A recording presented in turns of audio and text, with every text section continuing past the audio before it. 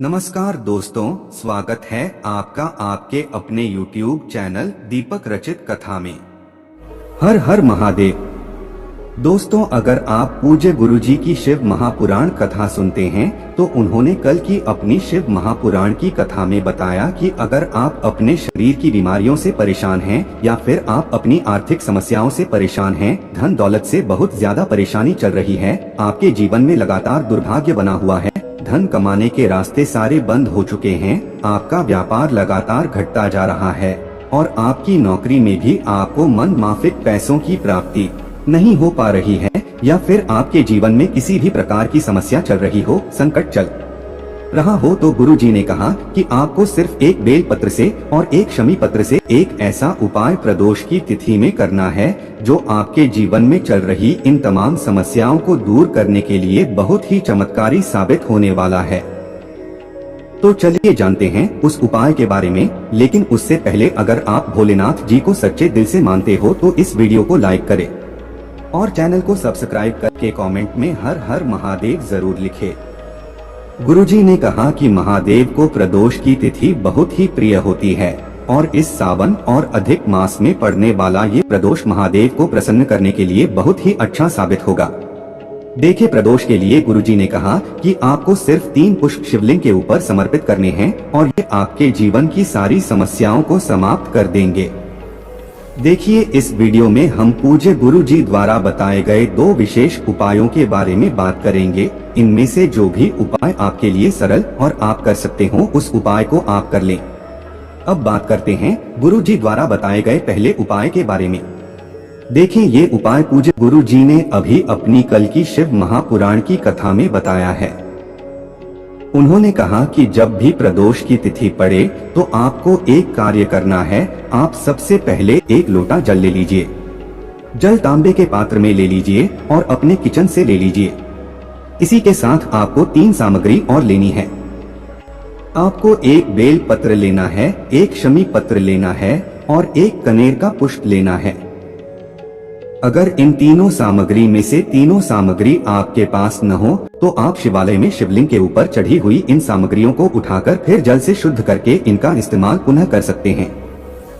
चाहे बेल पत्र आपके पास न हो तो शिवलिंग से उठाकर उसका उपयोग कर लीजिए। चाहे शमी पत्र आपके पास न हो और आपके पास चाहे कनेर का पुष्प न हो तो अगर शिवलिंग के ऊपर ये सब चढ़े हुए हैं तो इनको उठा लीजिए और फिर से जल से शुद्ध करके इस्तेमाल कर लीजिए।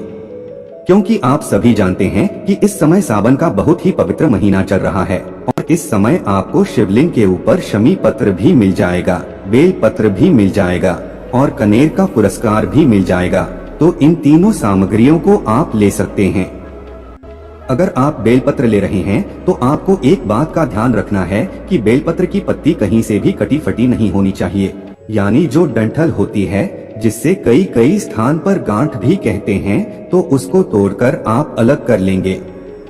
आप देखें, ये चारों सामग्री लेकर आप पहुंच जाएंगे शिवालय। पूज्य गुरुजी ने कहा कि ये उपाय आपको प्रदोष की तिथि में करना है। अगर आप चाहें तो शाम को प्रदोष काल के समय इस उपाय को कर लें, क्योंकि प्रदोष काल के समय साक्षात महादेव शिवलिंग में विराजमान होते हैं। इसलिए आप लोग प्रदोष काल में करना चाहे तो प्रदोष काल में कर ले, नहीं तो फिर पूरे दिन में किसी भी समय कर सकते हैं। देखिए, अगर आप प्रदोष काल के बारे में जानकारी नहीं रखते हैं तो आपको जान लेना चाहिए कि शाम को जब सूर्य तो होते हैं तो उससे 45 मिनट पहले का समय और 45 मिनट बाद का समय, यानी ये जो 1.5 घंटे का समय होता है, यह प्रदोष काल का समय कहलाता है और इसी समय आप यह उपाय कर सकते हैं। देखिए, अब शिवालय पहुंचकर सबसे पहले आप जो एक लोटा जल लेकर गए हैं, इस जल को आप शिवलिंग के ऊपर धीरे धीरे समर्पित करते जाएंगे और शिव महापुराण के मूल मंत्र श्री शिवाय नमस्तुभ्यम का लगातार स्मरण करते जाएंगे।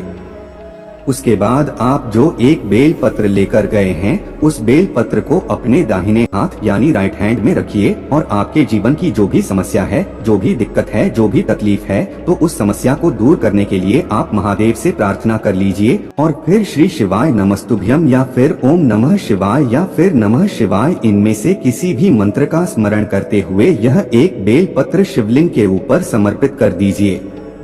फिर आप जो कनेर के पुष्प लेकर आए हैं, श्री शिवाय नमस्तुभ्यम मंत्र का स्मरण करते हुए यह एक कनेर का पुष्प भी शिवलिंग के ऊपर समर्पित कर दीजिए। और सबसे आखिर में आपको एक शमी पत्र शिवलिंग के ऊपर समर्पित कर देना है और फिर से श्री शिवाय नमस्तुभ्यम मंत्र का स्मरण कर लेना है।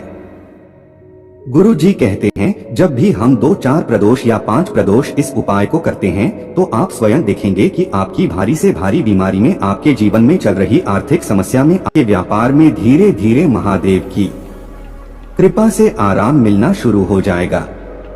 तो आपको प्रदोष तिथि में सुंदर से उपाय को जरूर करना चाहिए। गुरुजी द्वारा बताए गए दूसरे खास उपाय के बारे में देखें। ये उपाय भी आपके जीवन में धन धान्य की वृद्धि करेगा और आपकी मनोकामनाओं को परिपूर्ण करेगा। इस उपाय के लिए आपको सिर्फ और सिर्फ 3 बेलपत्र की जरूरत होगी। लेकिन फिर से वही बात, बेलपत्र कहीं से भी टूटी हुई नहीं होनी चाहिए, खंडित नहीं होनी चाहिए। अगर आपके पास बेलपत्र नहीं है तो आप शिवलिंग के ऊपर चढ़े हुए बेलपत्र को उठाकर जल से शुद्ध करके फिर उसका इस्तेमाल भी कर सकते हैं। देखिए, 3 बेलपत्र लेकर आपको जाना है शिवालय। ये उपाय भी आप प्रदोष की तिथि में सुबह से लेकर शाम तक किसी भी समय कर सकते हैं। देखिए, अगर आप 1 लोटा जल चढ़ाते हैं या दूध समर्पित करते हैं या शमी पत्र या कनेर का पुष्प या आंकड़े का पुष्प या कोई भी सामग्री आप शिवलिंग में समर्पित करते हैं तो वो सारी सामग्री आपको सबसे पहले समर्पित कर लेनी है, उसके बाद ही ये उपाय करना है। अगर आप कुछ नहीं करते हैं तो फिर आप सिर्फ ये बेल पत्र लेकर शिवालय पहुंचाएंगे। शिवालय पहुंचकर सबसे पहले आप एक बेलपत्र माता अशोक सुंदरी वाले स्थान पर समर्पित कर देंगे। लेकिन ध्यान रखेंगे कि बेलपत्र की डंडी का हिस्सा शिवलिंग की तरफ रहेगा। सामने जैसे आपको दिखाया जा रहा है, ठीक ऐसे ही आपको बेलपत्र माता अशोक सुंदरी वाले स्थान पर समर्पित कर देना है और श्री शिवाय नमस्तुभ्यम मंत्र का स्मरण कर लेना है। फिर इसके बाद जो दूसरी बेलपत्र है आपके पास, उस बेलपत्र को आप शिवलिंग के ऊपर समर्पित करेंगे। लेकिन समर्पित करते समय आप महादेव की 5 पुत्रियों के नाम का स्मरण कर लेंगे। लेकिन महादेव की 5 पुत्रियों का नाम है जया, विसहरा, शामली बारी, देव और दौतली। इन 5 पुत्रियों का नाम लेते हुए आप यह दूसरी शमी पत्र शिवलिंग के ऊपर समर्पित कर देंगे। बेलपत्र की चिकनी साइड का हिस्सा शिवलिंग में टच करेगा और बेलपत्र की डंडी का हिस्सा जलाधारी की तरफ रहेगा।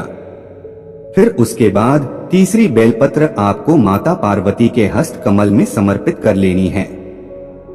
देखिए, मां पार्वती का हस्त कमल वह स्थान होता है जहां पर शिवलिंग जुड़ा हुआ होता है, यानी जिस स्थान पर शिवलिंग रखा हुआ होता है उस पूरे स्थान को माता पार्वती का हास्य कमल कहते हैं। बेलपत्र के डंडे का हिस्सा शिवलिंग की तरफ रहेगा। ऐसे ही आपको यह तीसरी बेलपत्र समर्पित कर देनी है। और फिर सबसे आखिर में आपको अपने जीवन में चल रही धन धान्य की समस्या या जो भी समस्या आपके जीवन में चल रही है उसको दूर करने के लिए महादेव से प्रार्थना कर लेनी है और 11 बार या 21 बार श्री शिवाय नमस्तुभ्यम मंत्र का स्मरण करने के बाद आपको वापस अपने घर आ जाना है। पूज्य गुरु जी कहते हैं, अगर हम 2 या 3 प्रदोष व्रत में भी सुंदर से उपाय को करते हैं तो हमारे जीवन से धन धान्य की समस्या दूर होती है।